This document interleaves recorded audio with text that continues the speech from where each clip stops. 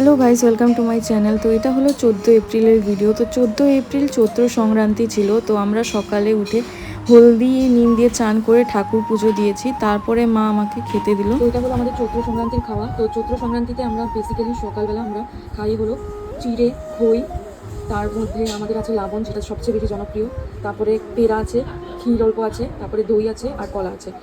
তো এটাই তারপর এসবকে আমি চটকে একটা গড়াস মুখে দিলাম।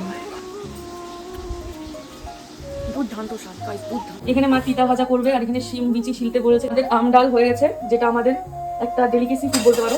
আর এখানে মা পিসি বসে সব সবজি কাটছে।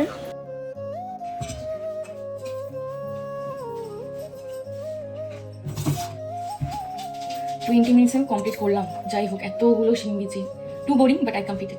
তারপর পাঁচজন রান্না কমপ্লিট। তো মা আমাকে টেস্ট করার জন্য দিচ্ছিল অ্যান্ড আমি এটা টেস্ট করবো। It's too delicious. তো গাইস, ভাত আছে, লেবু, পিতা ভাজা, আম ডাল আর পাচন, আর সঙ্গে মিষ্টি দই। তো আজ আমাদের এটাই খাওয়া।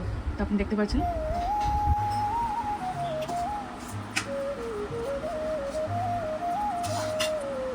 তো গাইস, আমি মুখে ফার্স্ট গরাস দিলাম, খুবই ভালো লাগছে। So that's it, by.